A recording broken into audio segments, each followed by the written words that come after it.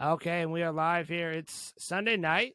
We are here with special guest Grant back on for our weekly or semi-weekly reaction show to the Sunday games. Plus, we'll give kind of a talking through this Kansas City and Tennessee games.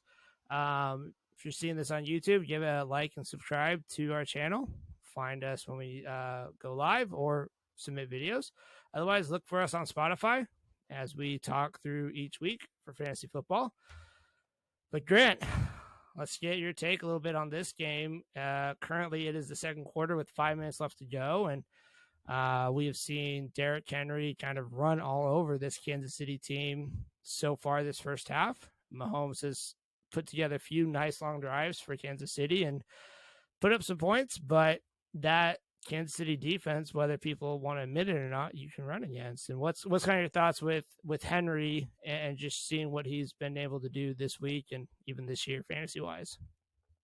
Yeah, I think Henry has basically ran at will on this defense here, and I think I think what he's doing is he's rewarding all of those, all the teams that drafted him late first round, Yep. maybe mid first round if you were aggressive, but he was top two or three back behind McCaffrey and a couple others last 2 or 3 years, and last year with the foot injury and other things fell off a little bit, and you're seeing him. They showed an infographic earlier: 107 rush yards in the league, right? Yep. Of last year, or I'm sorry, this year he leads the NFL, and Kansas City, just the way that their defense is set up, especially with their formations, they play this zone defense that really does a decent job passing, except that you don't play, Josh Allen and the Bills. But Right. man, like if Derrick Henry gets in space, they just get obliterated. And you saw that on that, 50-yard plus run earlier. And Yeah. yeah, I think Derrick Henry is. I mean, if you're a fantasy owner, you gotta be loving this game. And if you have running backs playing the Chiefs this year, you got to be salivating. Yeah, and I think it's like Henry's coming off his week last week where he played against Houston, and we saw even this week Philadelphia Miles Sanders run all over that Houston defense where Henry put up over 200 yards and 2 touchdowns, so he's definitely paying off for you, and he's got probably almost 100 yards already. I think what I last saw was like 86, so he'll probably have close to 100 yards by the time halftime comes, plus 2 touchdowns again. So yeah, he's paying off for you if you selected him. And I think he's one of those guys, him, Nick Chubb, and there are a few others, but those two specifically where we can get into, you know, arguments when it comes to draft season on if you play in PPR, does a guy like Henry, does a guy like Chubb get hurt because of their value? Because, well, they don't go out and catch Mm. passes. And I think that's a specific like team by team, player by player situation where obviously a guy like Austin Eckler, even a guy like CMC or DeAndre Swift, those guys have more value than just what they would have because they go catch the ball. But guys like Nick Chubb, guys like Derrick Henry, where they're just built differently. And I don't mean that in a Hmm. cliche way where we hear that all the time where, well, this guy's built different. I mean, Henry is built different than pretty much every other running back that we've ever seen. That guy's just a monster. And, it's something to be said where age, coming off injury, what's he going to do? It's a risk. But, I mean, that could also be the narrative next year. We're only halfway through this fantasy year, but Jonathan Taylor's hurt this year, so is he going to be able to do it next year after being hurt this year? That could honestly be a talking point where we Hmm. have to sift through that. Where, you know, like you said, if you're a fantasy manager and you said, "Hey, I'm taking Henry. I don't care if I'm in PPR league. I don't care if I'm, this or that. I'm taking him. He's going to get the opportunity. He's a very solid back. He had 1 year of injury. We're going to just take it. We're going to roll out with him. Yep. And it's paying off. Yep. So And so then a question I have for you, kind of follow up, is when the workhorse running backs, when they pay off, they're healthy all year, they trample everything. sure. People though are still scared when like Henry has his foot problem. You look at Saquon, right, with his myriad of injuries that he's had. Right. So at what point is it kind of like, hey, this is all luck? I'm just going with it? Because Saquon this year, I mean, he's had injury problems. You could argue the last what 2 or 3 years on a At team least that's last 2 years. had bad Yeah. game script. Yeah, on a team that's had Yeah. bad game script, right? And with a quarterback that hasn't changed, which so you Hmm. would think all these factors work against him, where he's not going to be as highly drafted as his rookie year or something. But now all of a sudden he's having his breakout year almost with fantasy wise, Right. right? So in your opinion, how do you balance that? Do you just pick the workhorse, the Derrick Henrys, the Nick Chubbs, and you just hope that there's no injuries, or do you kind of have a method for helping kind of mitigate some of the risk that you have with injuries with these guys? Yeah, and I think that's an interesting question. I think there is an element of there is some. I'm gonna say it's luck, but I think luck is Mm-hmm. used for the guy in fantasy football where it's like, well, I'm unlucky. I just all my guys always get hurt. I'm just unlucky. Mm-hmm. I think we have to be careful with that, but there is an element of luck where injuries are random. Every year, we're not Mm-hmm. necessarily going to see what injuries are going to be there. Um, so with like Saquon specifically, so it was 2 years ago, he had his ACL tear, and Mm-hmm. he was out for the year with his ACL tear. And last year he comes back, he doesn't look quite right. He doesn't look quite right, and then he has one game where he starts to put it together, and then he gets his ankle rolled up on, and he's out for the year. So those are two different types of injuries that I think what we were seeing last year with Saquon was literally trusting his body after a major injury. And then Mm-hmm. as he's starting to be able to do that, gets hurt again. And because of that, he's able to just sit out and then has one more offseason just be able to find himself. I think that's a testament to him. But then like these smaller backs that are pass catching backs, so you have like Austin Eckler's, you have Christian McCaffrey's, you have DeAndre Swift. Even I would throw a guy like Travis Etienne, who is all over the news, like all over the fantasy wire right now, because he Mm-hmm. is just taking that backfield for Jacksonville and just he's the guy. He's running it. He's Mm-hmm. pass catching. Like he can do it all. Where I think where you mitigate some of the risk when you have, in some circles, Christian McCaffrey, Austin Eckler, they could be considered, tiny bone type players.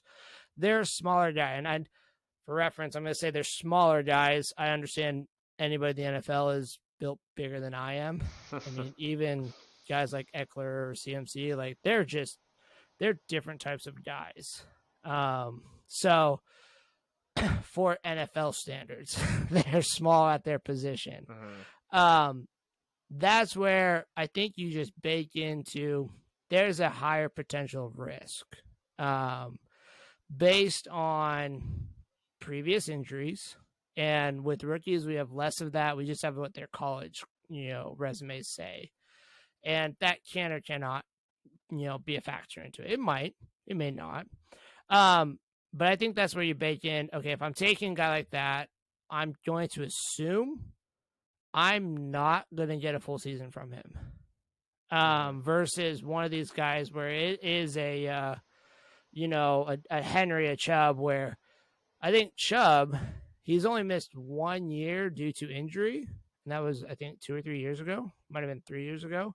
Um, he's only missed 1 year due to injury. Other than that, he's been healthy. And so Mm-hmm.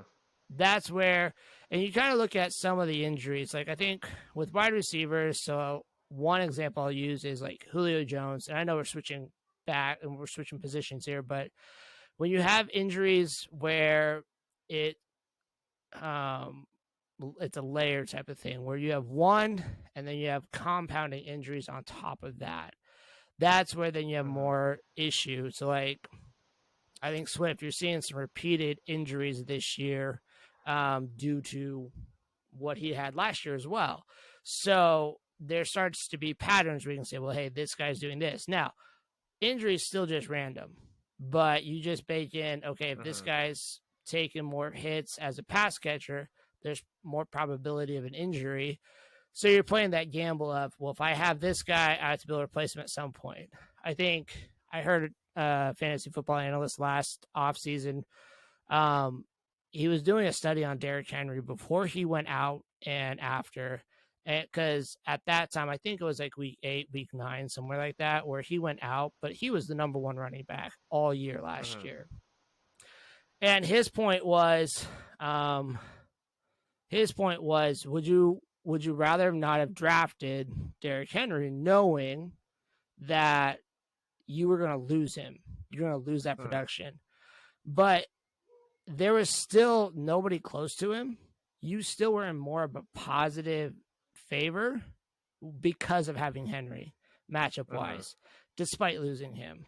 So I think that's where, as the season goes on, we see players go down, we see backups come in, we see things change. But even when you're drafting, you have to think through, okay, do I have a depth at position where, if I lose this player, am I going to be able to sustain that hit? And part of what I think we have to be careful of is expecting, I think we do this too often, is we expect if a guy gets hurt, the backup's going to come in and produce at that almost that same level, maybe 90% of it. I think a good one that I can think on top of my head is when Dalvin Cook goes out, Alexander Madison's everything. He is the guy. And he's not going to produce like Cook. Yeah, you're right. He's gonna get you the opportunity. So I always kind of use the equation of like talent will equal opportunity, and opportunity will equal production, whether that's wide receiver or running back. So you want the guy with the opportunity, but the more talent a guy has, the more opportunity he's going to get. So I don't think there's necessarily a straight formula to say what's the formula to use. You kind of have to look at injury history. You look at body types of guys. You look at athleticism. Guys are not susceptible to injury. Keenan Allen's a good example of that. Early in his career, he was injured every year, so he had the term injury prone. But he's been solid up until this year. He was solid for the last 3 or 4 years. He was one of the top producing wide receivers. So I don't think injuries are just random. And I think we just have to start thinking about it differently as far as why. Don't try to avoid them. I mean, you want to try to take the guys that may not get injured, but if you have a guy that you think is highly susceptible, how do you mitigate that by adding depth to your position to where it's not such a big of a hit? But that's what I would say. So okay, good. That's good. Yeah. I like that. That makes sense to me. I think it's kind of up to the fantasy manager to decide the risk that you take. Because I feel like that if you go with the safe picks, the guaranteed 10, 11, 12 points a game, maybe that gets you into the playoffs and things can happen. You can win. But I feel like the people who take the risks or choose the guys with the talent, let's say high talent, high injury risk, could be the ones that bring home the championship, just because that's how it works. Oh yeah, with fantasy. I think this year we had a perfect example of that, where Christian McCaffrey was still being taken, sometimes at the 101, but he slipped sometimes down to the 104, 105 late first, because he had the tag of, well, he's injury prone, he's injury risk. But I think what's forgotten with that injury risk tag is the ability to say he's injury risk, yes, but if, and that's a big if still, but if he stays healthy, I then have a guy that is a league-winning potential running back. So obviously, if he does go down with injury, and his value, yes, did go up because, he went from Carolina to San Francisco, and just going from Carolina to San Francisco, that's a much better situation for him. But his value went up, but I still think managers that had him before he got traded were still happy because they're getting decent production out of him. I mean, hindsight's always 2020, but the CMC manager is a lot happier today than Jonathan Taylor managers.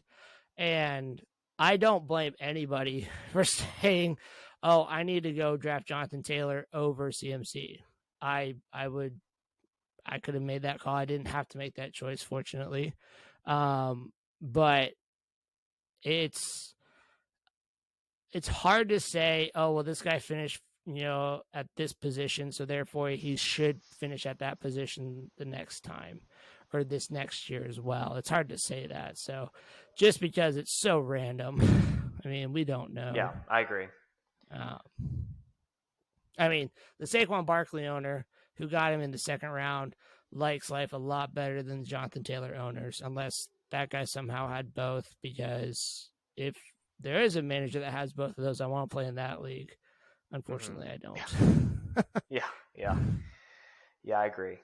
So I guess going back to the game, Sunday night game, Yeah, for the Chiefs, right? You could argue, one of the most explosive. It has been the most explosive offense the last 5 years, but yeah, fantasy wise has pretty much been consistent to Mahomes, Tyreek, Kelsey. This year, there's no Tyreek, of course. right. The ball's being divided up more. So, kind of related to this game and just the Chiefs players overall, like how do you see Chiefs players the rest of the season doing, and maybe getting drafted for next year? Yeah, so for this year, I think what's interesting when you look at a big picture of this, for fantasy, we don't have the funnel that we've had in the past. Like you mentioned, we've had it's Kelsey and Hill, and we wanted to keep buying into Clyde Edwards-Helaire. We wanted to keep buying into like this guy's going to do it, and Clyde Edwards-Helaire has been doing well this year. But as far as total going forward to next year, so I think a few situations going to have to be figured out before we know everything, because Juju he's on a 1-year deal. So if he's going to return, he's going to have to sign again. So we're going to have to see that. But I think he has been, and I think he was kind of in the lead at draft season, if I remember correctly. Like he was the favorite to come out of this the new wide receiver group of, who's going to lead this team. I think where we got off on Kansas City was thinking that this team, while Hill brings an element that you can't replace, that this team was just going to fall off a cliff. And offensively, was just going to fall off a cliff. And I mean, you see every week with Mahomes and Kelsey, even when Kelsey had like 25 yards, he had 4 touchdowns or whatever it was against the Raiders a few weeks ago. They have a connection, so it makes sense why it starts with Kelsey, and it's an odd build offensively for an NFL wise, but fantasy wise, it makes sense why you should have pushed. The learning point should have been we push Kelsey high in our drafts because that's the starting point. When you have the number one option for an offense like Kansas City, because I would not say they've lost a beat as far as like what they're able to do. They lead the league in scoring this year. Now, scoring across the board for the NFL has been down, so that's something to factor in. But they still lead the league in scoring this year. So, Yep. I mean, that goes back to Andy Reid, Mahomes saying we can sustain this, we can do this. I think it's harder, both fantasy and NFL wise, and this is why I think Kansas City did what they did in the offseason. They went and got a more traditional offense. By traditional, I mean a guy with MVS that he can take the top off a defense because he's got speed. I think Aaron Rodgers misses out a little bit with MVS. He's got speed. MVS is the guy. He leads the team in air yards. And against the Niners, he actually led the team in receiving yards. He's not going to do that, though. I mean, he's not going to get 8, 9, 10 targets a game typically. MVS Agreed. is, he's a field stretcher. He's going to get it on 4 or 5 passes. That's what he's going to see. He's going to be out there to take the top off. Juju is the guy that's going to get that. I think it was when he was healthy last year and even the year prior. If you look at his stats, Juju was the number one wide receiver when it came to zone coverage. That's why Kansas City wanted him last year. They couldn't get the deal done Mm-hmm. last year with Pittsburgh, but they wanted him last year with Tyreek, and I think that would have been very explosive because you Mm-hmm. have a guy that all of a sudden teams are playing cover two. They're playing that zone top heavy or back defense where hey you can't get the ball past us. Okay, we're gonna bring this guy who is a massive guy because he's not small, and I'm gonna put him in the middle, and I'm gonna get that underneath route to Juju. He's gonna go that medium route, catch it, and be able to get a few more yards after the catch. But then you got Kelsey being able to, they use him all over the field, but Kelsey Mm-hmm. is a guy you can put him down that seam in the middle and he'll get you 15 yards on a catch real easy. He knows how to find that opening, he knows how to get that.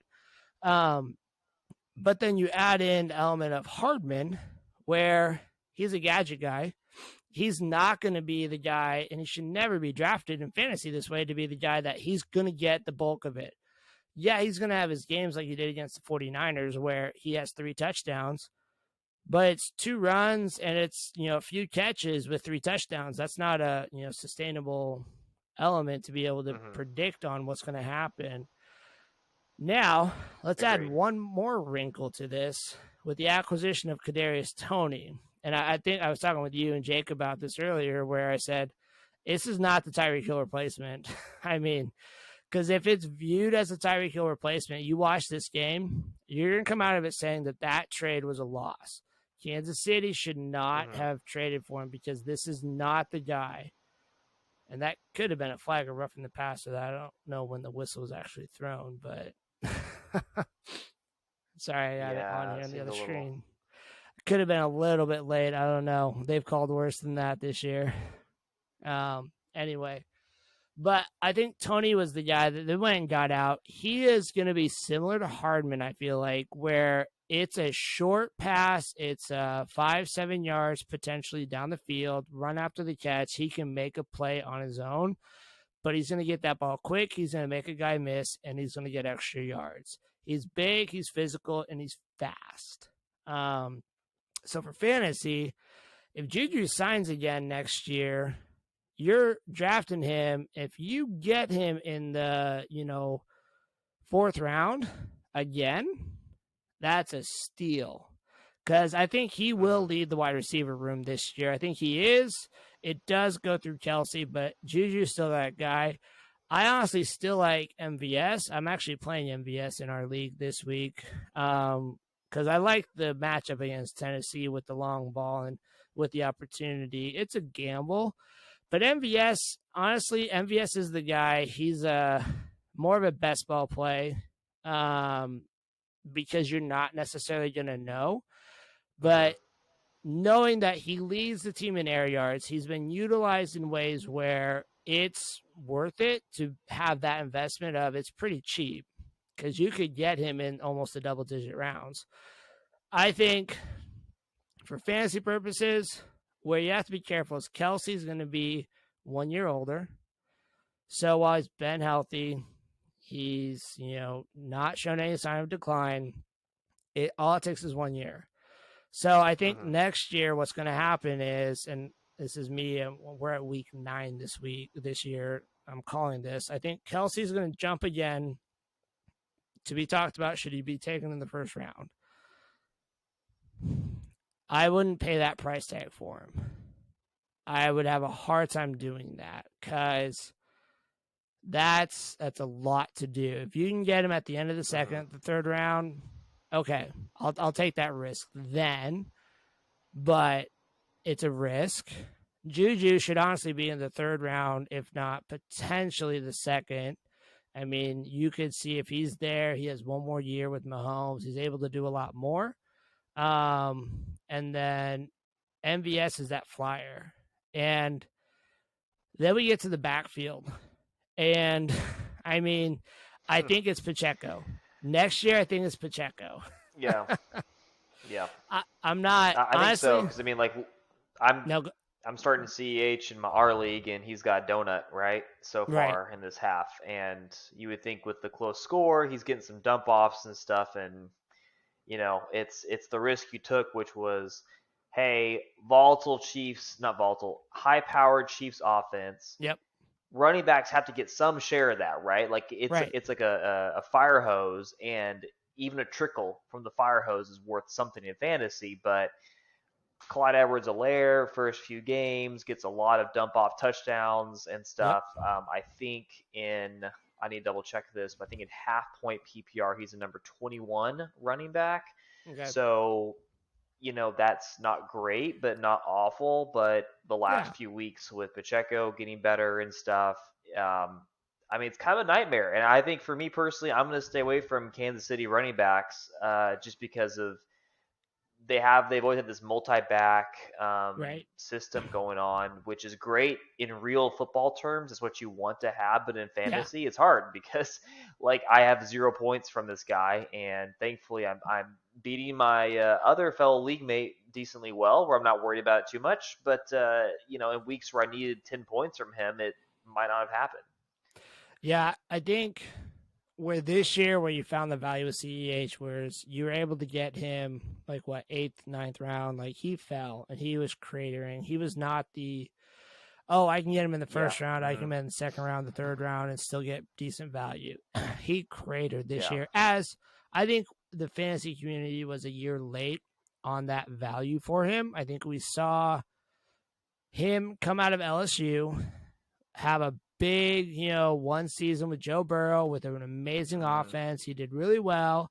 And then he goes to the dream spot where Clyde Edwards-Helaire wasn't even the best back in his draft class. He was drafted in the same class Yeah. and before guys like Jonathan Taylor, Cam Akers, which I know Cam Akers has had an Achilles and he's on the outs with LA, but we can get in a whole argument on who's better of that. But he was also then drafted before DeAndre Swift. I mean, Mm-hmm. even if you just said DeAndre Swift or Jonathan Taylor or CEH, who do you want your team to have? CEH Yeah. is not top of that list. I mean, that's Yeah. not I even agree with you. fantasy wise.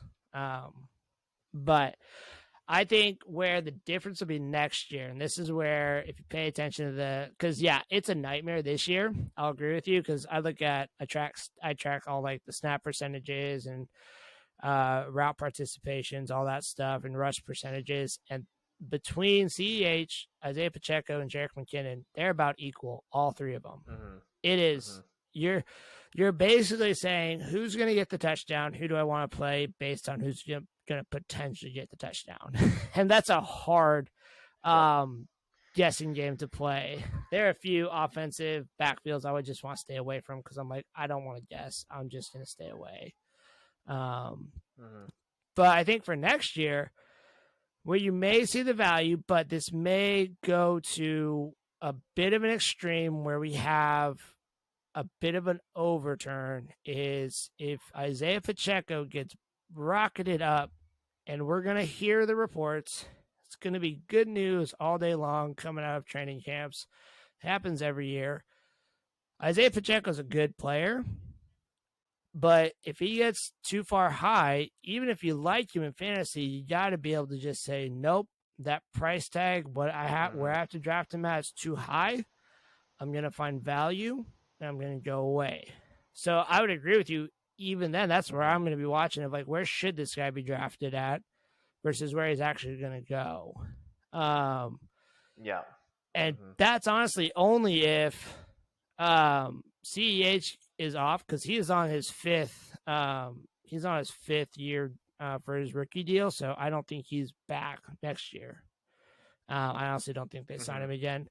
And then McKinnon probably ends up going away as well because he is he is aging. He is an older running back. I was super excited they brought him back because I think he's a very good running back, but and I think they did that to your point for a real football sense.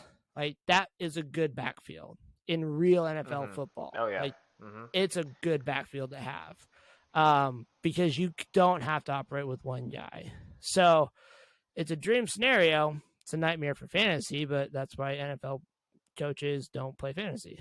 They play football and they don't Yeah. care. Yeah. So Exactly. Um, so yeah, I'd probably stay away depending on what the price tag of Pacheco is next year because he got kind of bolstered up late in the draft season this year and then kind of fell away and then now bolster back up. So it's hot and cold. What's Mm-hmm. going to happen? The best thing for fantasy it will be is if he doesn't do anything special the rest of the year. Because if he doesn't do anything special the rest of the year, come draft time, we don't have anything to talk about because we're not It's remembering true. those late games. So Yeah, and I think too, the Kansas City backfield could be one of those just rules that you have. Like I had a couple where Julio Jones. I didn't care where, within reason. I didn't care where he fell in the draft. I never pick him because he'd score you 50 points one game and then either score you five or have an allergic reaction to the end zone, right? Like he had all kinds of right. weird things like that where he was a talented receiver, but it was just up and down every week having Julio Jones. And I feel like for me, this year I was like, well, CEH, I drafted him 85th overall in our league. Hey, it's a shot, right? Like, hey, I'm getting him good value, I think, on a high powered offense. He could become the main, kind of an Austin Eckler almost, right? Where Yeah. he Yeah. becomes great and didn't work out that way. And probably next year, I'm just not, I'm going to stay away from the Chiefs backfield because you start kind of, I think you start, I know that vendettas or biases can influence you, but it's just one of those things where I feel like it just could be a problem for me at least, and just kind of a wasted draft pick. Oh yeah. Well, I think we tend to have biases as a fantasy community. Whether it's players we've drafted or not drafted, and said, "Well, this guy either always kills me, so I'm going to draft him so I don't have to face him again," or, "Well, this guy always sinks my team, so I'm going to stay far away from him." And to a point, I mean, that can get carried away a bit. To a point, though, there can be some element where that could be true. Like Julio Jones this year, I think, off Julio Jones probably 2 years too early, where he still had two very Mm-hmm. productive years. But to me, I looked Mm-hmm. at him, I said, his age, his body type, his athleticism, it starts falling off. And I'm going to say, I'm going to be okay if I get beat by this guy and I lose out, because if I don't, then I'm afraid of we shouldn't draft fearful, but I'm more afraid of him falling off and cratering versus him going off against me. Mm-hmm. It's a probability game, sure. That goes back to, I think next year the real picture has to be how are we looking at guys like Travis Kelce, where I think he's 30 now.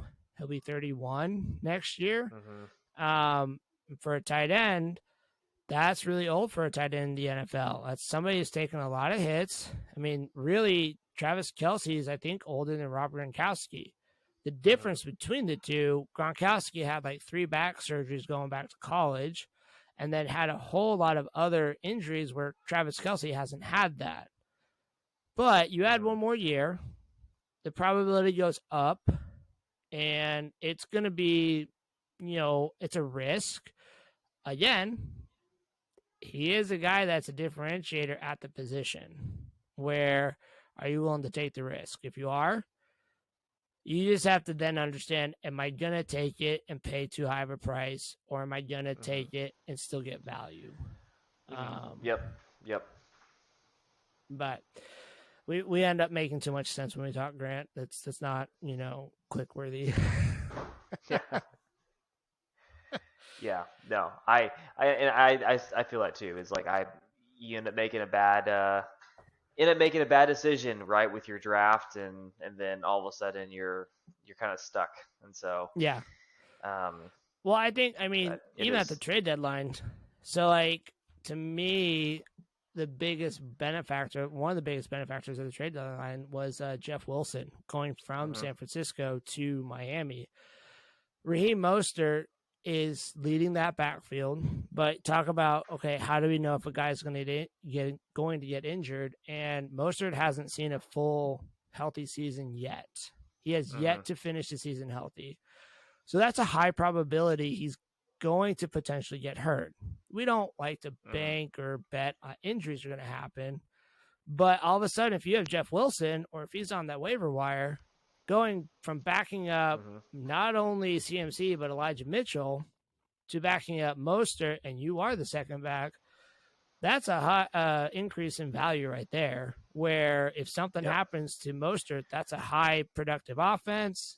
You have ability there. So that's, I think, where, especially like weeks like right now, you can tend to find some value where, hey, I'm going to talk to the manager that has Jeff Wilson and say, hey, he's now backing up Mostert. He's still a backup. If I need running back depth and I'm willing to wait and I can hold it, I'm going to be like, hey, what can I offer that's not really too high of a price to say I get a quality back that has potential of being a starter here.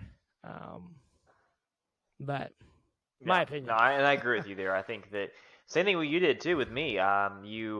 You pursued ETN early, and at the time, he was stuck in a running back by committee thing with Robinson, and Right? you know, Robinson was leading the backfield, and then ETN kind of took over, and now the guy is. It feels like he's popping off for 100 yards and 2 touchdowns every week. So Yeah. exactly what you did is you sat on him, and I was like, man, Jeff, you're really after this ETN. I mean, he's good, right? I knew that, but you were Well, really yeah. after him, and then it paid off. It paid off, and it doesn't always pay off that way. I mean, um, Yep, yep. I was honestly at the beginning of the season, I thought it was going to be like Cam Akers or somebody like that, showing everybody the narrative about the Achilles injury is wrong. It ended up Mm-hmm. being James Robinson doing that, which kudos to James Robinson. He's not the type of player for fantasy wise I like to draft. He's a very plodding, slow running back where it's feels like it's just another guy out there running. But I'll give the Mm-hmm. guy credit. He has shown value, not only fantasy wise, but real football more importantly. And I think that's why he still finds himself in a very good situation where now Jacksonville saw we have ETN, we have the guy we want. Let's get some value for Robinson. We can go on from here. I also think it bolsters, the backups. I don't think it's Jermichael Hasty in that backup role that people should look at. It's probably Snoop Connor in that backfield that we need to really look at. But yeah, it's a risk. It's a gamble. It's always a gamble where if you're on a player, it works out sometimes, and if you're off, sometimes it Mm-hmm. also doesn't work out where you could be off on the wrong player. It's not the season, and you get it wrong and you move on. You get it right, but hey, I saw it that time. That's cool, and just move on. You're gonna get it wrong as many times as you're gonna get it right. So, or at least Mm-hmm. you're Yeah, gonna get it no, wrong I more agree. so than I right. agree with you there. But Yeah, I for mean, sure. I So, I so gave do you you think in? Oh, go ahead.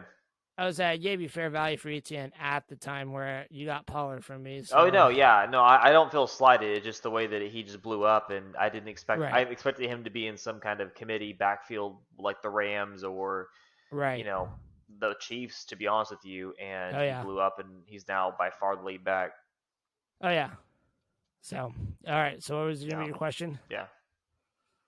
Yeah, so I was wondering, like, so we've kind of gone over the players for this game a little bit. So, do we want to? We can kind of go over a little bit about fantasy for. I mean, it was a good offensive week for a lot of people, especially the Bengals. Yeah. And we can maybe talk about kind of some fantasy scores throughout the league for this week and kind Yeah. of some of those players going forward. Yeah. I think that's great. Let me pull up some box scores Cool. here. All right. So I think that I'd like to start with the Bengals are kind of an interesting team. So Yep. they come off Super Bowl. They come off a Super Bowl visit. Um, they one Aaron Donald sack away from potentially tying the game or getting to a field goal range with and making the game interesting. So they're talented last year. They had it all together.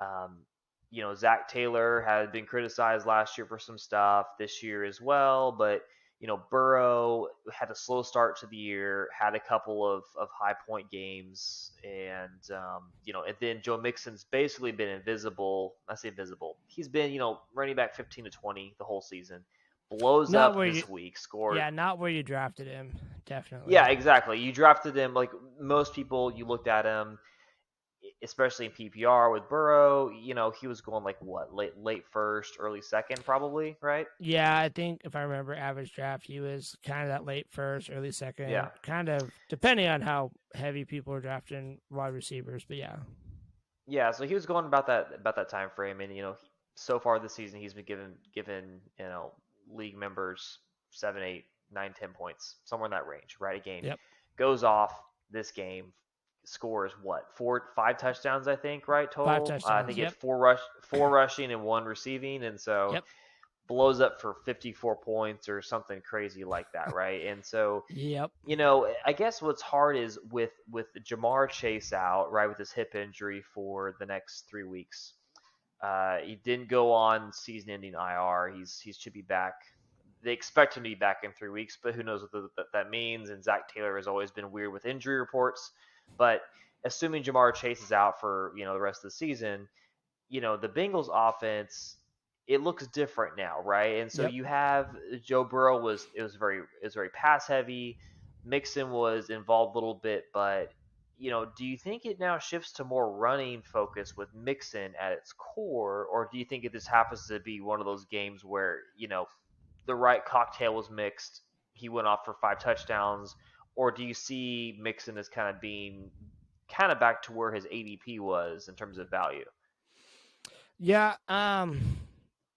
Honestly, I would have said before this week, you need to try to sell Mixon. You need to try to trade him away, and because if you look at the rest of the season schedule for the Bengals, it does not favor the run. Now, they still have Mm-hmm. teams to play like Kansas City, and honestly, you can still run on teams in the NFC North. You can run on Pittsburgh. You can run on Baltimore.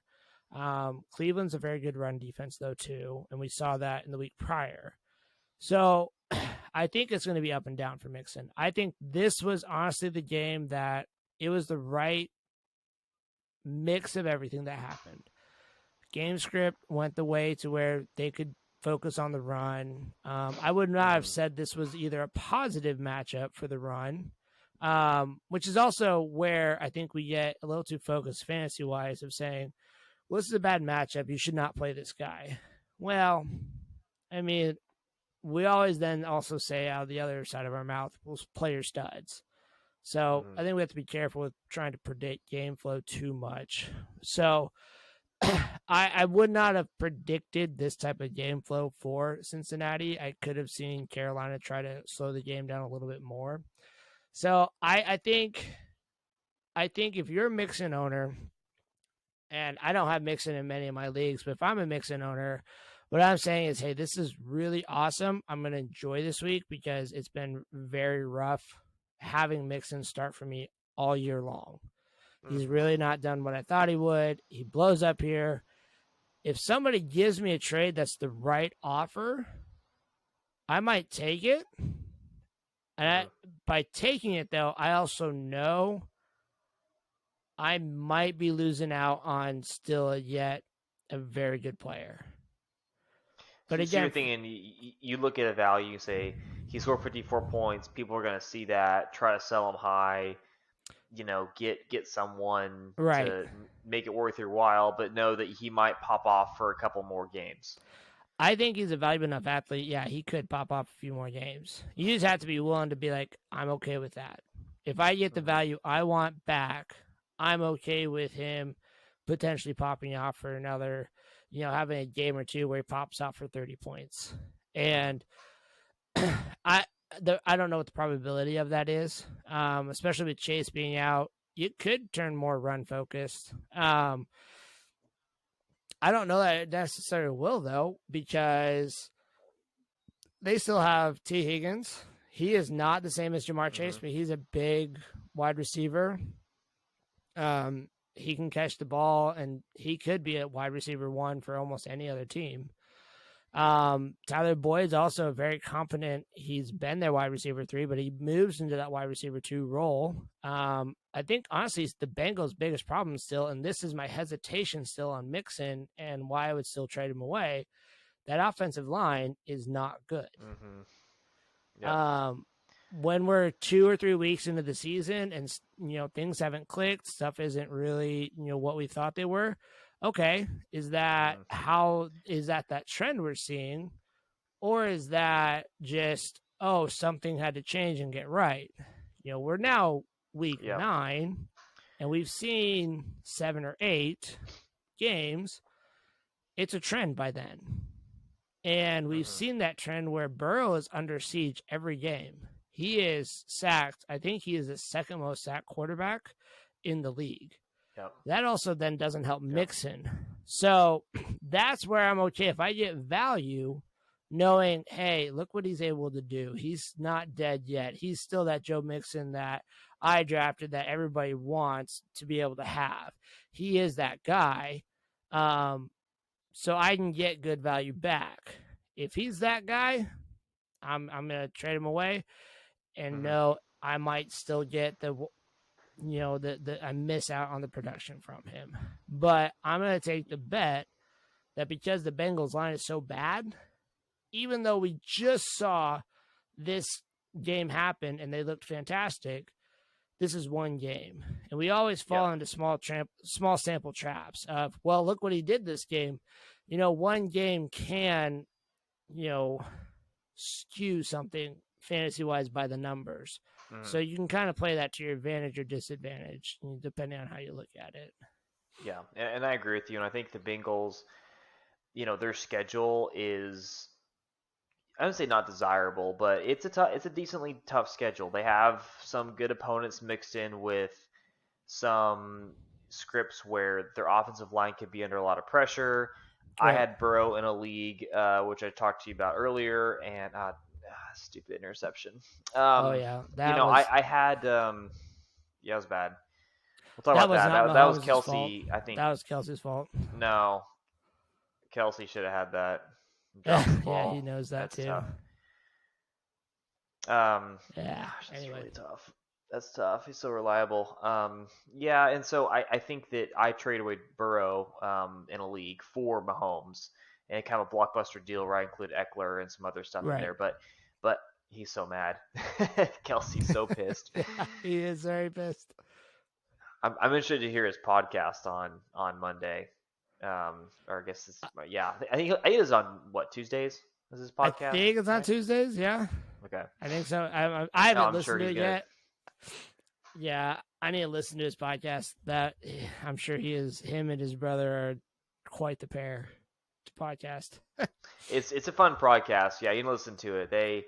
They talk about stuff. I'm sure you've seen snippets from it, right? And everything. Yeah. So it's a good podcast. They're pretty honest with each other and with people, right. So it's good. They talk about like what's the hardest position in the NFL to play and some other stuff like that, and they're honest and not full of themselves, and so it's a lot of fun. That's good.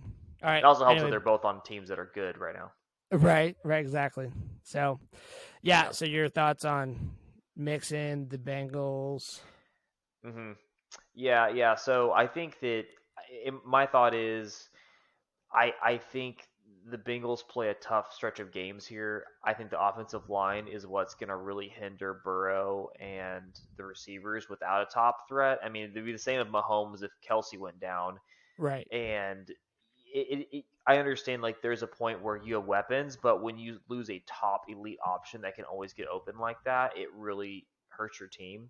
Yeah. So I'm in the firm camp of, I think the Bengals overall, I'm kind of fading most of their offense, to be honest. Like, Burrow's still a good quarterback, but I think he was quarterback 3 up through when Chase got injured, and I think he still scored like 20, 24, 23 fantasy points this week, but I don't see him as that like big play quarterback that we saw the last few weeks. Yeah, I mean, Cincinnati caught everything in the bottle last year, I feel like, and kudos to them. Mm-hmm. Like, they were down against Tennessee. They came back and won in the divisional round. And then in the conference championship, they were down to Kansas City at Arrowhead, comes back, and they win. And like you said, they were, a sack away from being able to stay within the Rams for the Super Bowl. So I think they caught everything Mm-hmm. in a bottle. They realized what they had as far as what they had to fix was that offensive line.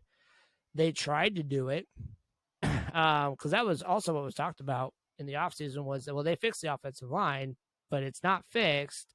And because they have such a hard schedule, that's my hesitation with them, similar to you, of like, I'm not really out there like trying to actively say, well, what can I get for these guys because they're on the Bengals? What can I maybe Mm-hmm. send and still get?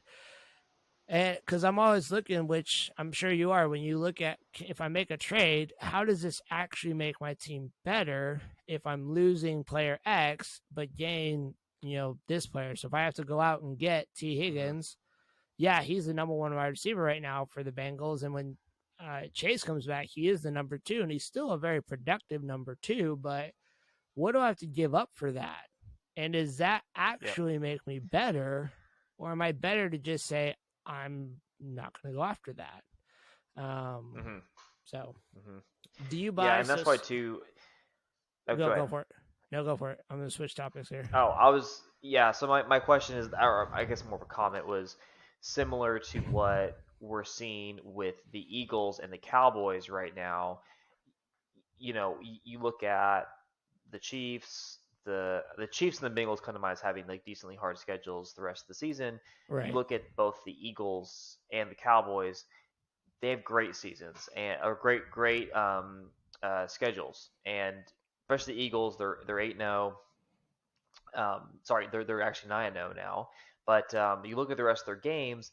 I believe the quarterbacks that they don't play high level elite Right. quarterbacks the rest of the year. Doesn't mean those teams aren't good. It just means that they're not playing the Josh Allens, the Pat Mahomeses of the world, where the Eagles have been methodical. They've been running the ball.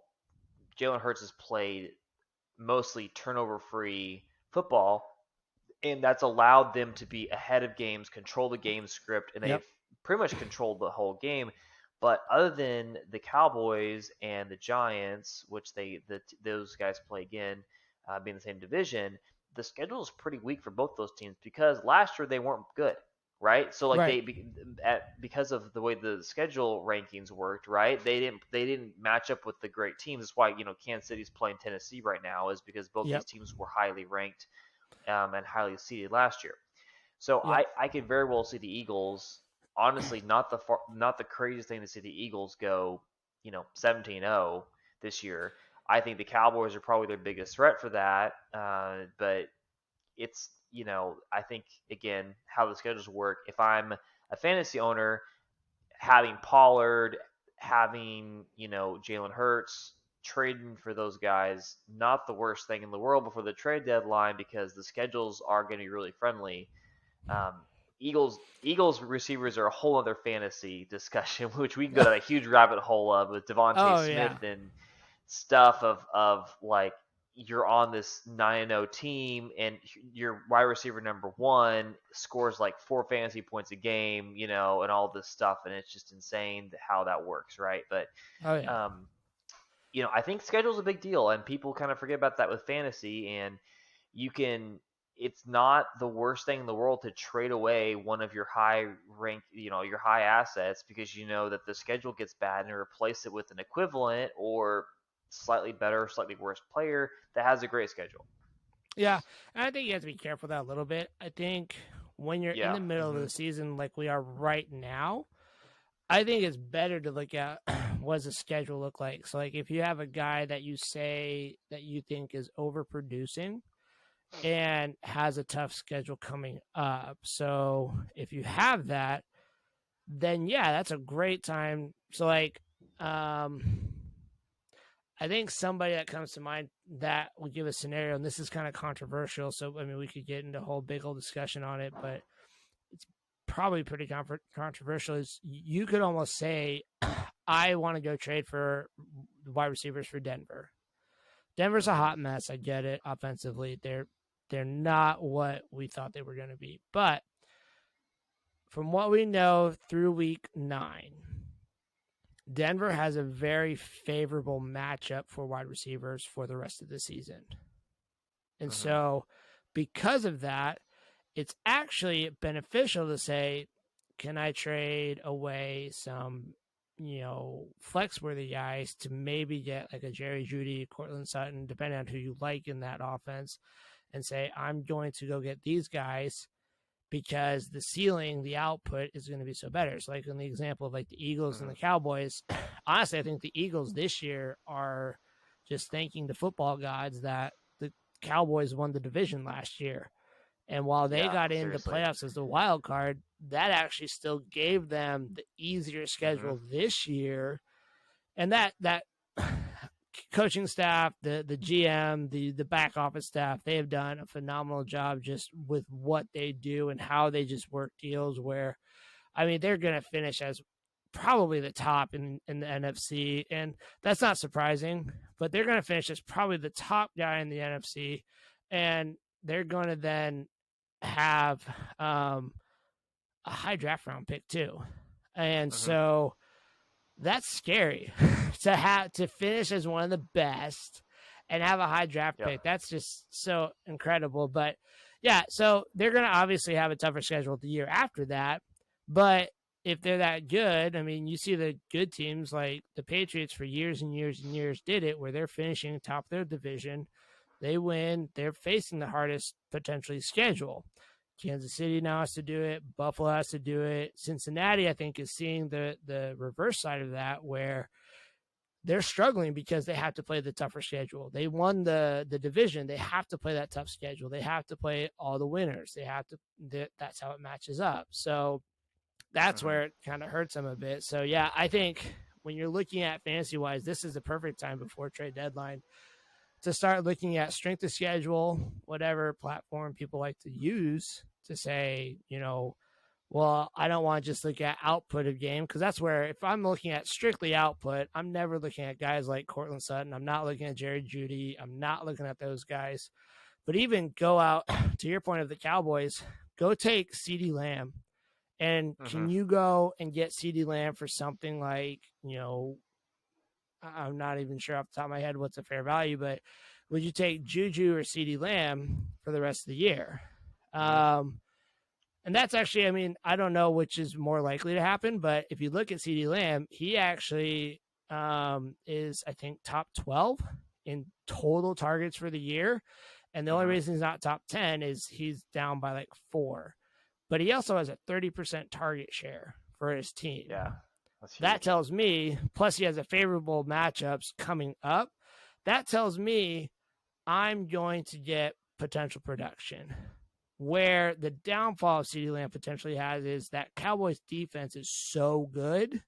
If they're playing an Mm-hmm. opponent like, Detroit, where they don't need to run up the score, they don't need to, play it, they don't need to just gunsling it with Dak. They can run on Pollard or Zeke or whoever.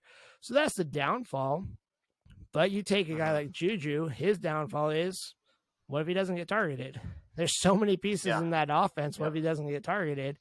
But you could almost say, well, hey, Juju is on the Chiefs. That's very friendly. Like he's the Yeah. number one wide receiver. Look at what he's been doing, and get a guy like Lamb that may, in fact, make your team a lot better. You got to Mm-hmm. give something up for it, but you're able to get something back in return. So I think that's where smart managers may see that and just say, okay, can I go do this and still make myself viable? Um, so Mm-hmm. Yeah, I yeah. agree.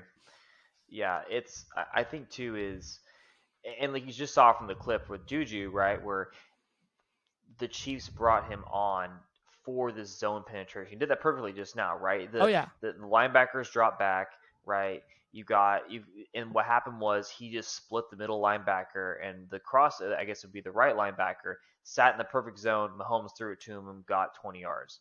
Right. So I think that like you mentioned, real football is different than fantasy. I think even myself, sometimes it's hard to distinguish, or not hard to distinguish, but sometimes you think, fantasy good, football good, right? And you kind of have this mentality of like, it's good, good, good. So I think that having understanding the schemes like CD Lamb, right? Like, is a 30% target share for one receiver viable for football long term? Probably not. Is it good for the team? Probably not. You want to have a little more distribution, but for fantasy, it's amazing, right? Like Right.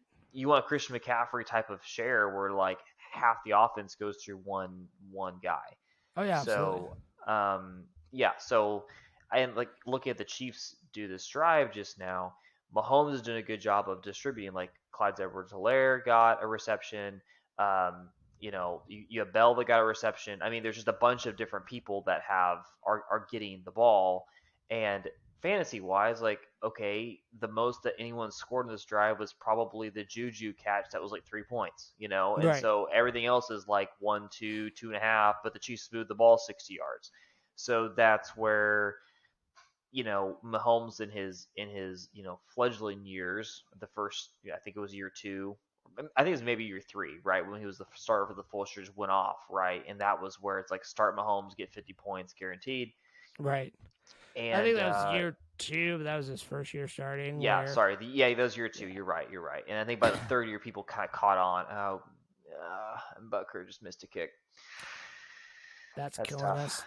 That's the Yeah, second miss. He missed a extra point too. yeah, that's tough. Gosh, dude, look, it went right over. Oh well. Yeah, it's hard, but yeah, I think the kicking game with Kansas City, like I don't know if Butker is, I guess, swapping to real football for a second. I don't know if his injury is affecting him now, or if it's just one of those things where he missed, because he's not a big yip kicker, right? He doesn't No, really get yeah, the yips, so you have to wonder if the injury is affecting him, or Tennessee is yeah, showing a different look with blocking that he's not used to, or what you're seeing here from him. I yeah. don't I don't know. know. He doesn't typically miss those though, so it's No, question and, is and it's frustrating when you're a 17-9 game, right? And you're against a good running team. Like, you can't right. afford to just come up empty on long possessions, because they're just Yep. gonna take away 8 minutes of the clock. Yeah. Oh yeah. We still have a little over a quarter to go, so but Yeah. Plenty of time, but then Derrick Henry can get on a roll and oh yeah, he rack can off easily score 5 yards another a touchdown carry. and yeah. Yeah, and another 7 minutes off the clock, and they've scored. But yeah, I think what I've seen from the Chiefs today has been, I know it said Mahomes has been hurried a little bit. I think that hasn't been so much the problem. It's the inability to run the ball, which has been a problem all season. I think it's Right. the downfall of the offense, which is they if they don't run the ball on first down, let's say Mahomes throws it, let's say it's incomplete, right? 2nd and 10. Okay, now you run the ball. It's 3rd and 9, 3rd and 8, because they can't get anything. I think the longest run that I've seen them do has been like 5 yards, right? So Yep. you're automatically, even if you're running on first down or on second down, you're putting yourself behind the chains, behind where you should be with progress for the drive, and so you then all of a sudden make Mahomes, who's a very good quarterback, though one-dimensional, and he has thrived with having people like Kareem Hunt and other running backs come in and alleviate pressure, right? And Right. and now what's happening is, oh, well, it doesn't matter what running back you put in there, they're getting 2 yards, so it's their front four from the Titans are just doing work on the offensive line with Chiefs. And I wouldn't say Mahomes is really getting pressure enough to where he's making bad throws, but they're not getting I guess the off their blocks. I'm sorry, Tennessee is doing a good job getting off their blocks and making plays on the running back. Right.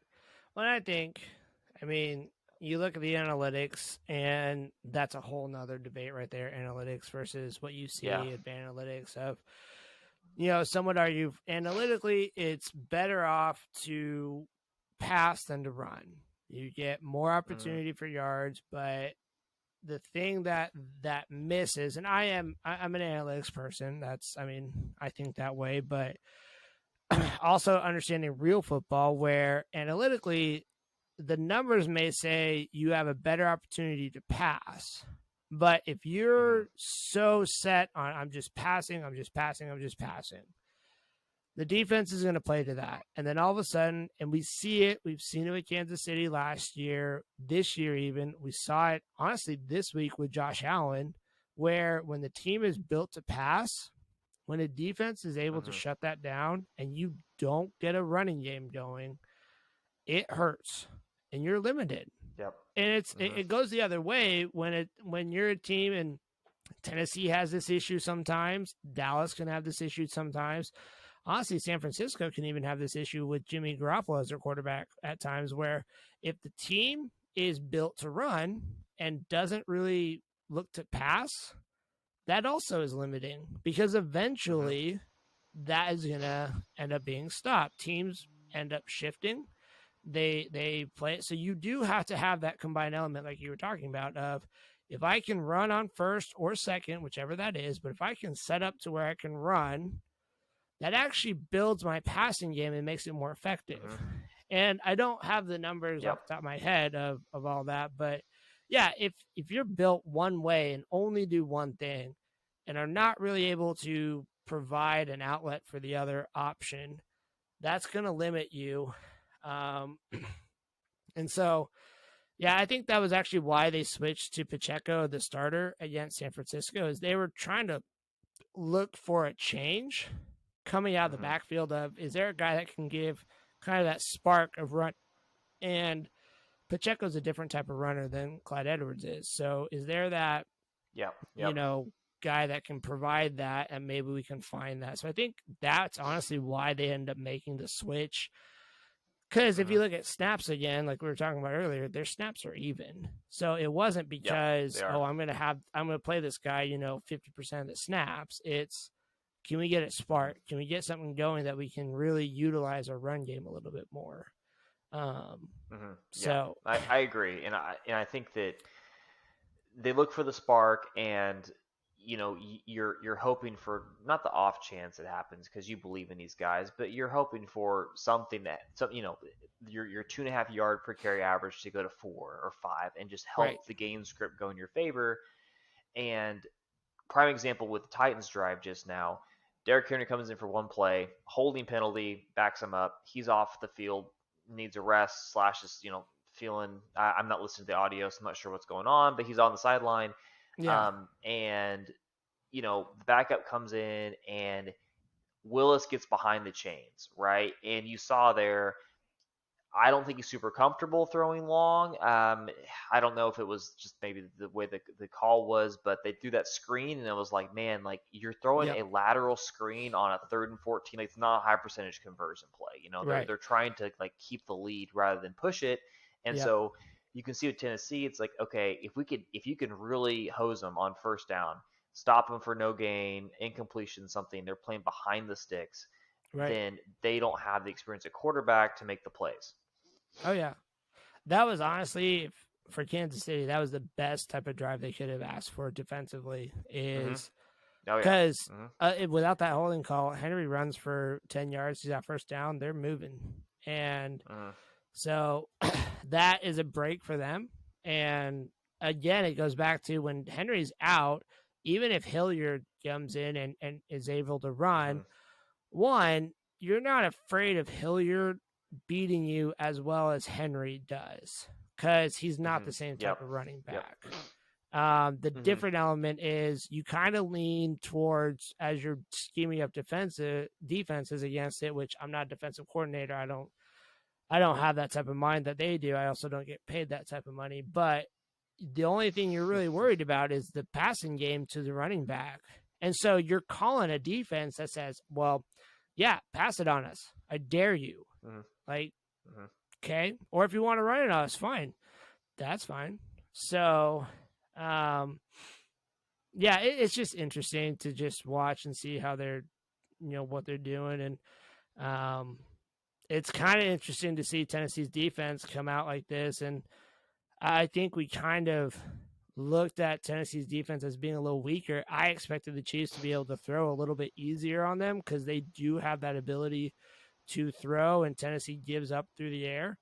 We'll see in this last bit of the third and the fourth quarter what happens. But I mean, guys like MVS, I thought were going to have a better game. I was off. Again, Mm-hmm. that's guessing game script where we can't do that, but we do, and we make calls based on what we think we see and what we're doing. So, but There we go. Good job, Kelsey. yeah, Yeah, and I think too is like Mahomes, man, like you said, like I think Kelsey, if I'm fantasy owner and I'm picking even fifth or sixth, man, like I'd be hard pressed not to pick Kelsey because every year I look for how he compares to other receivers, even with right, fantasy, and think he's like what receiver 3 or 4 if he was a something like that. receiver. Yeah, So regardless of him being valued at tight end, he's a flex that catches and does so much, you know. right. Um, I actually have an so I don't know. interesting. I depending on how some of my running backs on my team in our league go, I may end up flexing Kelsey and just putting Goddard at my tight end, Yeah, where no, that I mean may be Goddard's the. played well. He played great I mean, Thursday night.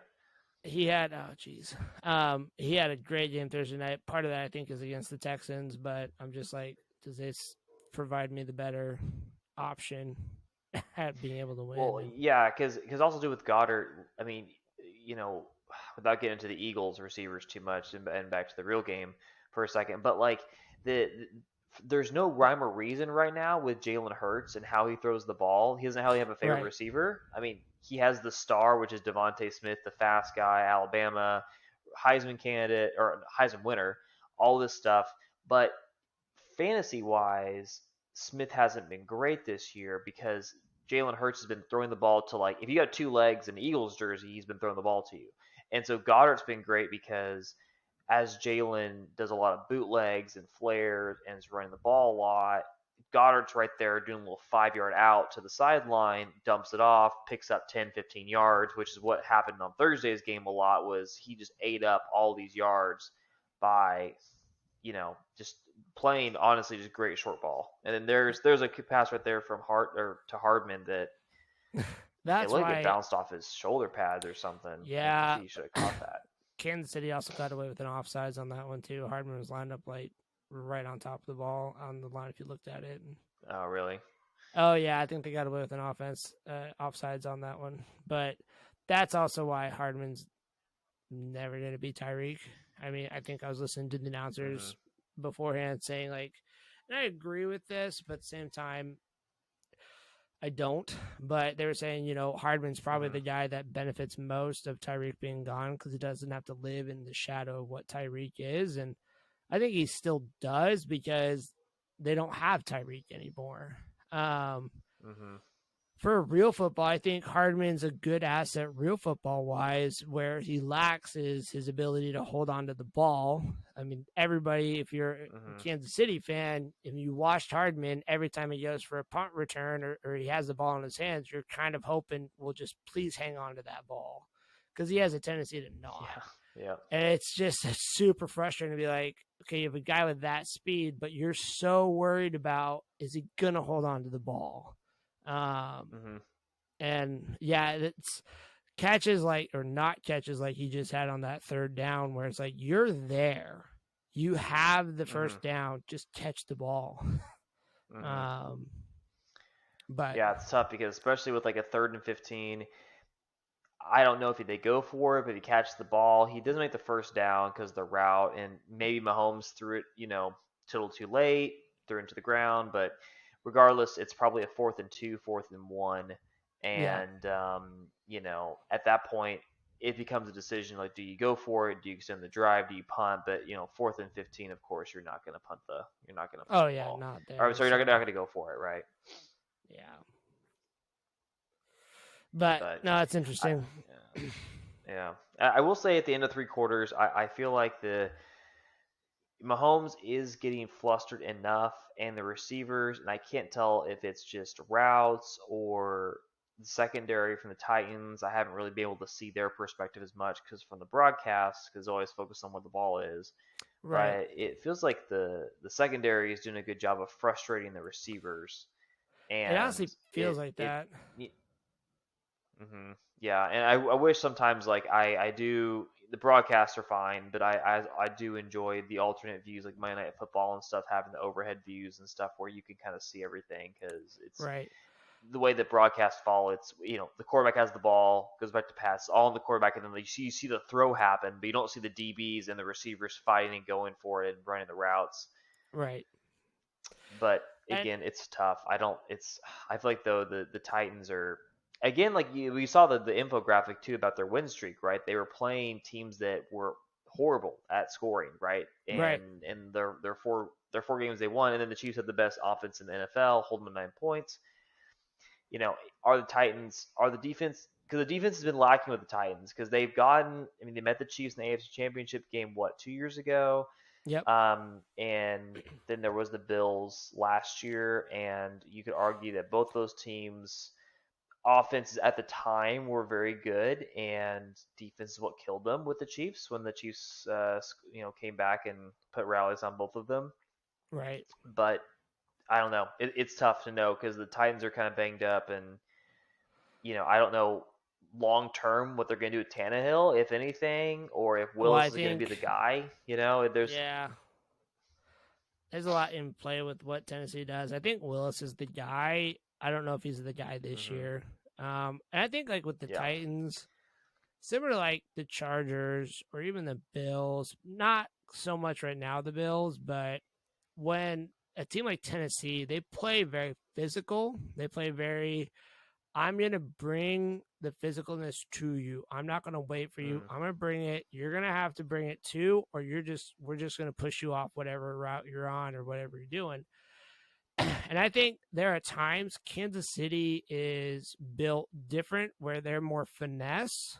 I think they're trying to be more physical, bringing guys like Juju and bringing other pieces around where they can maybe add that physical element to it. I think they're trying to do that, but I think that's where they sometimes get in trouble is can they match a physical team where they're taking off their routes, they're met, and it's mm-hmm. hard hitting, very just I'm going to punch you in the mouth, and I'm going to keep punching you in the mouth, and you're just going to sit there, and you got to be able to handle all that for the entire game. Where early on in the game, it was pretty physical both sides. It Mm-hmm. shows, from what I can tell as the game's gone on, Tennessee's kept that up. Kansas City is not. Mm-hmm. And I think that's part of the Mm-hmm. difference that we're seeing is there's a physical element there that is not being shown by Kansas City that still is by Tennessee. Mm-hmm. And that's, I think, getting to what you're seeing with Mahomes being frustrated and receivers maybe not completing a route or not being able to get open because they're just being thrown off. Where, I mean, Kansas City obviously is a good scoring team. They're first in the league, and they've not, faced just a cakewalk. I mean, the Mm-hmm. Niners are not Yep. a easy team where they put up over 40 points against the Niners 2 weeks ago. But I think Mm-hmm. it's just a different style of playing. Um, so that's kind of my thoughts on it, where you have certain teams where you just are smashed all the time, and it just looks rough, honestly. Mm-hmm. So Yeah, I agree. I agree, and I don't know, it's tough, and I think that you've got each team set up differently, and I think certain teams like basketball teams, certain teams match up well with other teams, and a team like Tennessee matches up well against Kansas City for the simple fact that they have a run heavy offense where they can keep the ball out of Mahomes' hands. right, And you see it with the Bills some with Allen. I mean, Allen is just a great quarterback, so it's just more of the Bills' offense. But um, it the looks like to the me that I don't know. I would probably call pass interference there, to be honest. I mean, he makes a play on the ball, but it was a little I would say aggressive. it's a If I'm a little bit Titans fan, late. I'm probably a little upset there. Yeah, there's a hold though. There's this one's coming back a little bit. There's the hold, but I don't disagree with that. If I'm a Titans fan, that's Yep. probably that's pass interference. That should have been called, and I can Yeah. honestly see that being that way. Um, obviously the refs are always perfect, so I never question the Oh yeah, refs. always. Yeah, never a problem. Yeah. Yeah. I think Yeah. So a team I like think though that's Tennessee's weakness though I'm sorry, that's the Kansas City's weakness is a run heavy, I guess first and foremost, a run heavy offense. Secondly, just a really, really good quarterback who can make elite plays. And that's Yeah, also, too, why they've met both Tennessee and Buffalo in the AFC Championship game. And then New right, England 3 years ago, you know, is that all those teams have elite quarterback play or a very good run heavy offense. And right. those are the teams that give Kansas City the biggest problems. Well, and I think that's what you said. I think that's where Buffalo still has an up on Kansas Mm-hmm. City. I'm not going to say Kansas City could not beat Buffalo. Obviously, they can. They have, and they kept it close when they played this year. But where Buffalo has an advantage is, yeah, they don't have a running back like Derrick Henry, like Tennessee does. But Josh Allen is that difference maker where Mm-hmm. he can throw it, and if he needs to, he's going to tuck it and run. And that's dangerous. When you have your quarterback Mm-hmm. being that guy, it makes it hard, Mm-hmm. especially on a defense where, okay, we can give up the run, but why do we want to give up the run to Josh Allen? Like, why would we want to do Yep. that? Um, Mm-hmm. so that makes it even harder to compete with them. And they play them close. They played Buffalo close as well because, I think especially later on the year, what we've seen is offenses are able to neutralize better defenses. Um, I think that's kind of how a trend has been is like a really good offense is able to neutralize a better defense at times. Overall, a defense is going to help win more games than not. Um, but Mm-hmm. we've just seen this offensive surge where you don't have to have the best of the best of the best defense in order to actually win. If you have one of the top five offenses, you're more likely to come out winning a game Mm-hmm. versus not. Um, and Yeah, obviously that's and not, I it's agree not with you there. foolproof, Mm-hmm. but Mm-hmm. yeah, Yeah, and I agree, and I think that makes for an interesting matchup in the AFC where you could do a quarterback comparison of the AFC versus the NFC. NFC, you know, there are some good teams. You could argue that there's a lack of solid quarterback play in the NFC, especially with Brady and Rodgers kind of falling off, and we've yep, typically seen them do well. You could argue top 6 or 8 quarterbacks in the league, and maybe 6 or 7 of them are from the AFC, right?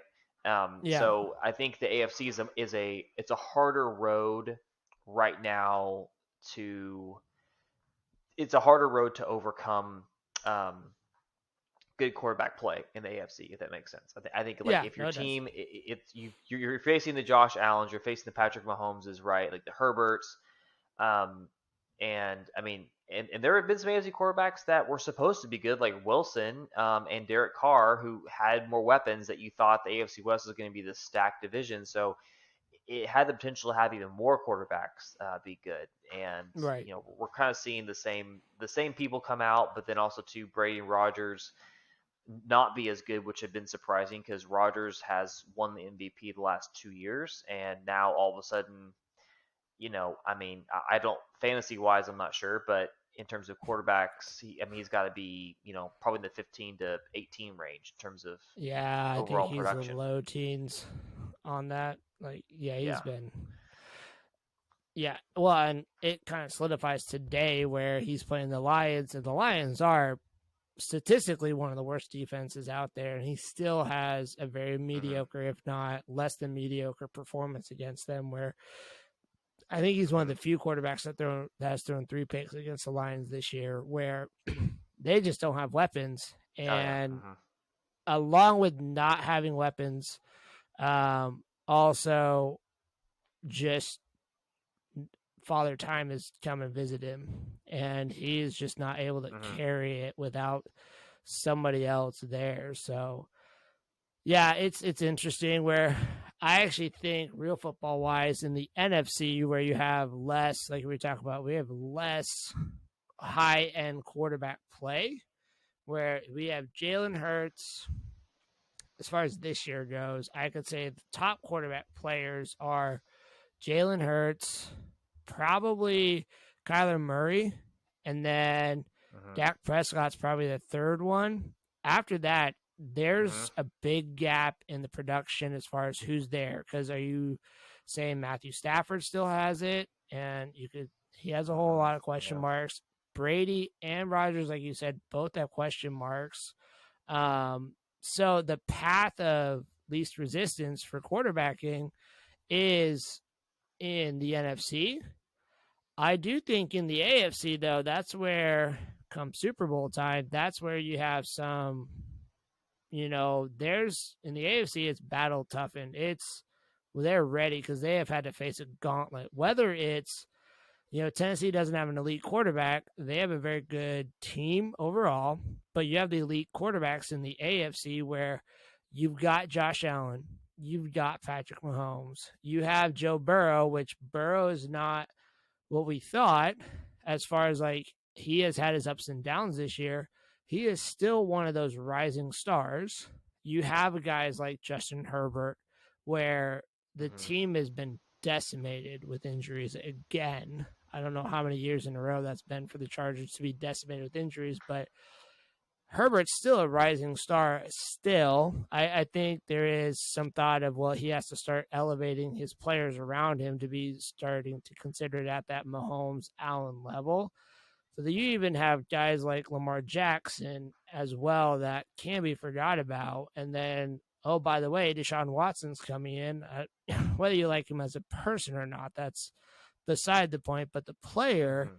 elevates that team where it's not going to be a cakewalk. I could see for the next few Mm-hmm. years the team of the AFC that represents the Super Bowl having 3, 4, 5 losses, and the team in the NFC, Mm-hmm. they might only have 2, maybe 3 losses.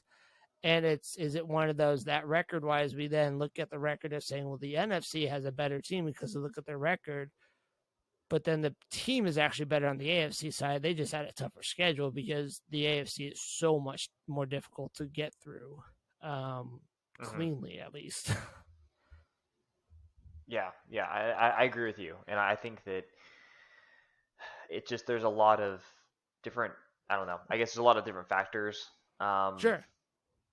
but it's just interesting to kind of think about. And like you mentioned, you gave good analysis on it. Like there's a lot of good quarterbacks, and you know, even look at a team like the Chargers or like Burrow or Mahomes and how their situation's all different in terms of owners willing to spend money and you Mm-hmm. have the Chargers where I don't know if it's something in the water. I don't know if who knows. Maybe too many avocado toasts, sandwiches in LA. I don't know what it is, but I don't know any team that comes off bye weeks and you have more injuries almost after the bye week than before. And Right. I feel like every year Keenan Allen's doing something with his hamstring. Eckler's usually hurt half the year.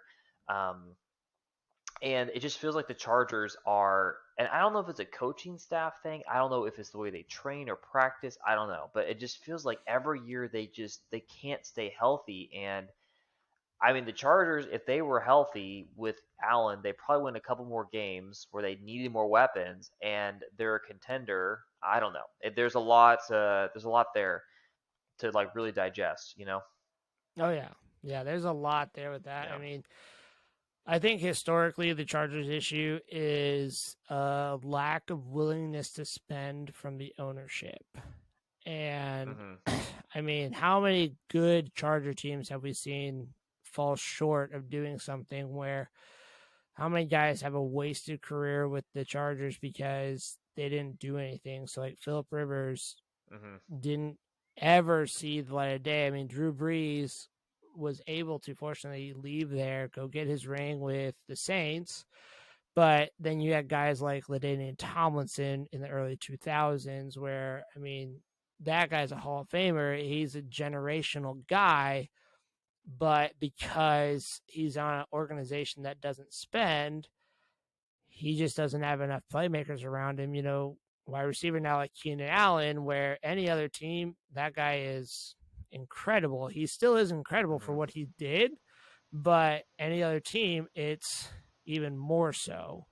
Mm-hmm. And, I think Mike Williams is either going to have to deal with, oh, I can get paid what I can and stay in LA, or I want to go win something with another team. I have a better option with another team.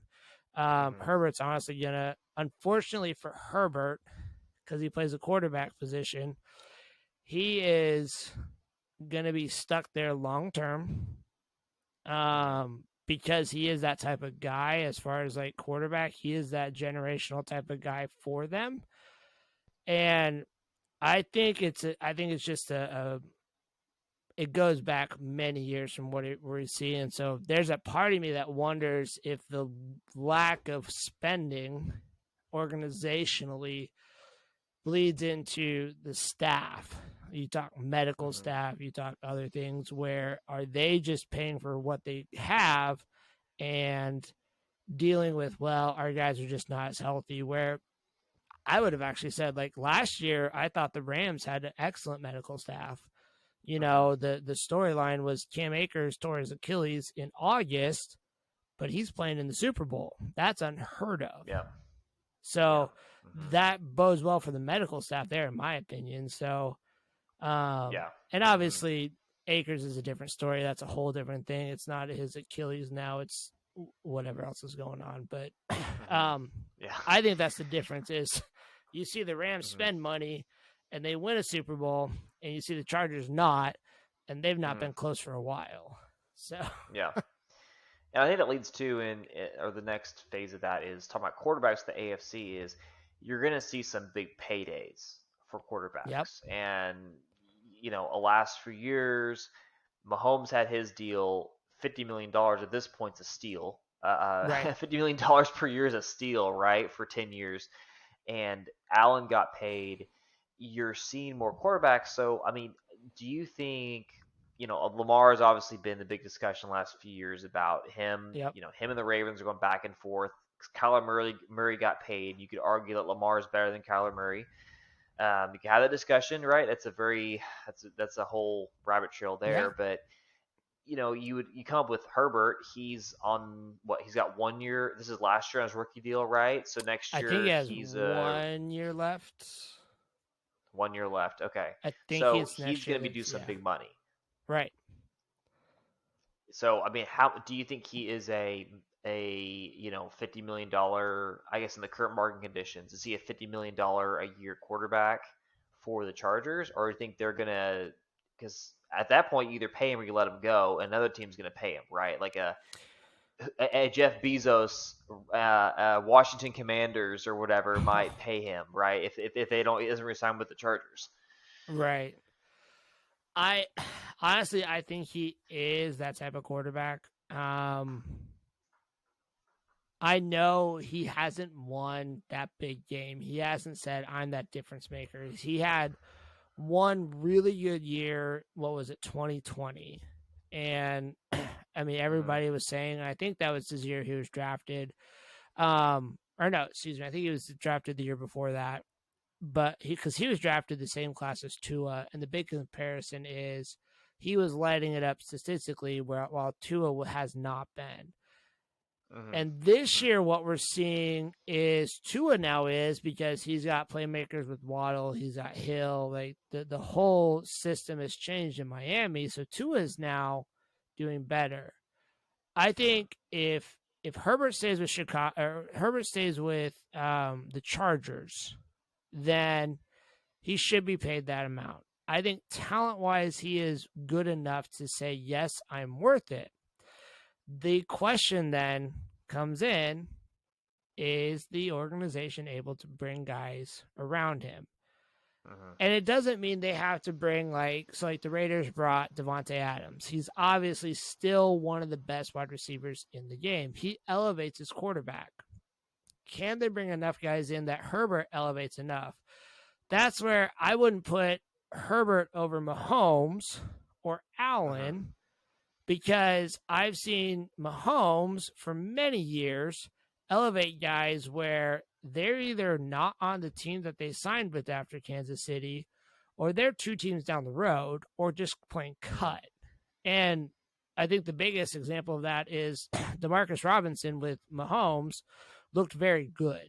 He looked like a Mm-hmm. serviceable. I mean, we were talking about in fantasy as, hey, can I play this guy as a flex play this week with Mahomes because it's the Chiefs, it's Mahomes, it's that offense. Where he signed with the Raiders in the offseason, but before the season started, he was cut, and now he's signed with the Ravens, I believe, and he still Mm-hmm. plays Mm-hmm. behind, Devin Duvernay and a few other Mm-hmm. guys, where that passing game, you would honestly say, is not as good with the Ravens, partially Mm-hmm. because Bateman's out for the year. So Herbert's worth it, but he has to start elevating guys. If he can't Yeah. elevate the guys enough, then yeah, I would say he's not a $50 million quarterback. You have to be realistic and say he's only a $40 million quarterback, which is still Yeah. a lot of money. He has the talent; he can do it, but Yeah. I wonder if he might be worth that much, but I think he's going to get paid a lot more because right now we're in this quarterback famine. There's not a lot of new quarterback talent that's coming up, and so I feel like if you got an established quarterback, like if the Chargers had to cheap out and say we'll offer you $35 million a year, Herbert walks, there's going to be what 6 to 8 teams that are going to give Herbert all the money, right? yeah, Like they're going to say, "What's the max amount I can pay you? I'm going to give you the money because you make us a contender." And I'm afraid with Herbert. I love Herbert. I love the way he plays. He's like one of the best third down converters that I've seen in the game oh next to yeah, Mahomes. absolutely, What I'm concerned about Herbert is that he's going to go the way of Andrew Luck, where mm. ownership's not going to take care of him, his offensive line, and then all of a sudden he's going to get one deal like Andrew Luck did, and then all of a sudden, 29, 30, he's going to be so banged up from stuff that he's just going to call it quits or be so injured he's going to regress with his skill. Because he's yeah. a big guy. I mean, he's 6'6" and 250, so he's not a small. He's not a small quarterback. No, and I can see that too, and that's I think he more tends to go that way if he ends up staying with the Chargers because he doesn't Mm-hmm. have that ability to just take care of himself, and ownership isn't putting enough around him to do that. I think he's in a Mm-hmm. better situation if he does walk and he goes somewhere else. I think that is the best thing for his career. But a guy Mm-hmm. like Herbert, that is unheard of as far as that talent level at quarterback going to another team. We don't Yep. see Yep. that. Now, we might see that with Lamar. If the Ravens Mm-hmm. and Lamar don't get a deal done, there are going to be teams that say, I will sign you. I will pay you what you want. I'm Yeah. going to sign you. What do you need? Um, Honestly, I could see Lamar. Oh. This sounds, yeah, look at that run by Mahomes. That is, we Isn't that forget he crazy? runs. Oh, man. They needed it. We forget he runs, but he can. Um, I honestly think Lamar in Tennessee makes a lot of sense. And I know Tennessee just brought in Malik Willis. Dude, that'd be that team. If you had freaking Derrick Henry running the ball and Lamar as your quarterback, oh my gosh, that'd be a But nightmare. yeah, but I mean, if you're Tennessee, would you not rather see Lamar back there or who they have in Tannehill or even Willis? I mean, you obviously know Lamar is a lot better. And you don't Mm-hmm. have to have the stud wide receivers. You can do well with guys like Robert Woods, with Nick Westbrook Akine, with I think I forget the name of the rookie they brought in. I actually like Kyle Phillips. You can do Mm-hmm. well with guys like that because the quarterback. I mean, you obviously know if you're facing Tennessee and Lamar's your quarterback and Derrick Henry is your running back, like you're running the ball. Like it's a Mm-hmm. probably a 70-30 run to pass split, but try and stop it. I mean, you're basically Yeah. saying Yeah. try Good and luck. stop it. Um, but or even what if Lamar went over to what if Lamar went to the Jets? Mm-hmm. I mean, the Jets would pay to have a quarterback right now. Oh yeah. And Yeah. I mean, or even a Herbert went over to the Jets. Mm-hmm. If Herbert's at the Jets, I mean, that's a team that's on the rise. They just beat the Bills this week.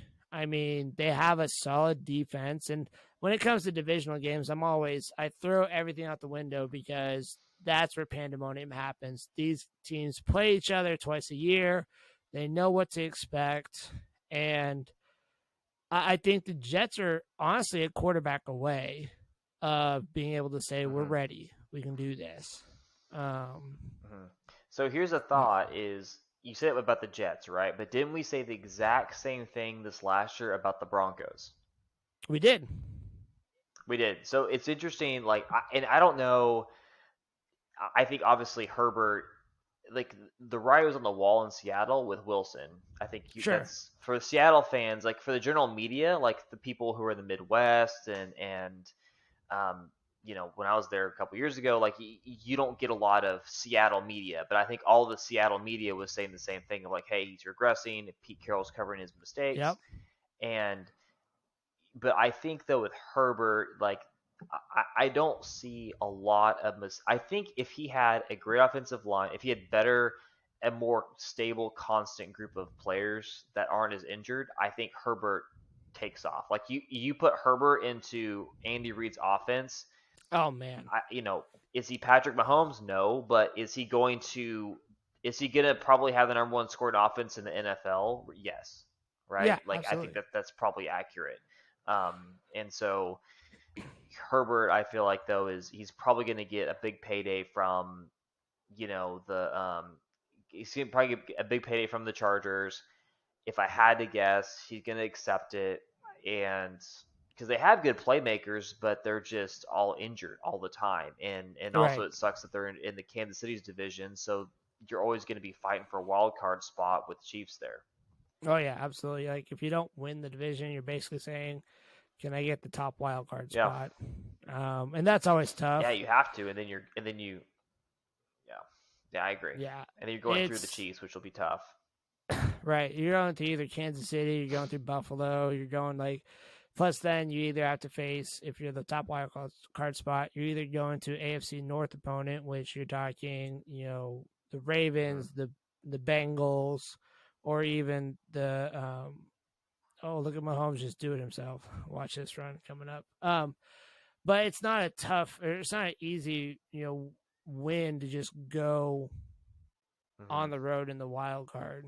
Um, so yeah, I think you were right where we had said that this same thing last year. Like when I made the comment with the Jets of they're a quarterback away, where the Broncos were a quarterback away, and I think the biggest telling thing that we forgot, especially in the fantasy community with Russell Wilson and the Denver Broncos, was Russell Wilson. Can you name me any offensive coordinator that he had in Seattle?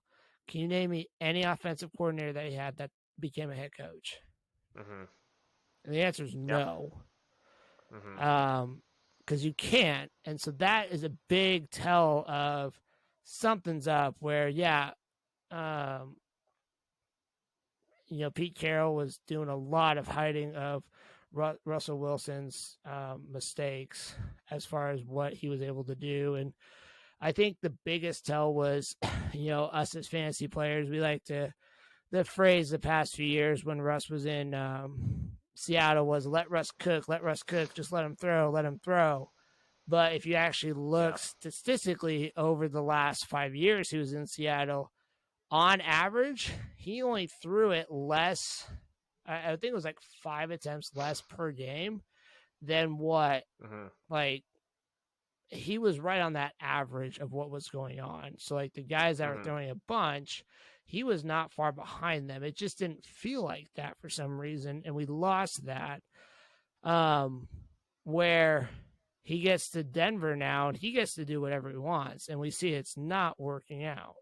Hmm. So, Hmm. Yeah, and unfortunately with Denver, now they have that huge contract. They've given away their picks. Like it's just bad all the way around. Because the thought was, hey, we give up all this future assets like the Rams to get a quarterback so we can go, so Russ can cook, and now they're just behind the ball, especially in division that in preseason was competitive. sure. And the Raiders, I think I think the Raiders. I don't know. Like Derek Carr has not been playing well, and he just like Josh Jacobs has been great. I think that their defense has been the same. Raiders defense is always not super hot, but I expected a little bit more from them, from especially when they got Adams. I thought they're gonna be a little more lethal offense, and just overall kind of feel like they're the same old Raiders. Not really complaining, right? Like Right. I'm not a big Raiders fan, but especially being here in LA, there's a ton of Raiders fans, so unfortunately, it's a big deal. But Oh yeah. yeah, yeah, yeah. So I think though the division is going to be still a two-headed beast, and I was thinking that it was very much going to be almost a four-way divisional, like just craziness that kind of like how AFC North was a little bit last year, and some other divisions where it was just neck and neck, and um, I think this year I don't I see either the Chargers or the Chiefs win it. Don't really see the Raiders being a threat. No, I don't So either. I mean, they just lost to the yeah, Jaguars this week, and the biggest yep, acquisition yep, they had was they brought in a wide receiver. And while that is a big splash signing, that's what we saw with Adams going to the Raiders, with Hill going to Miami.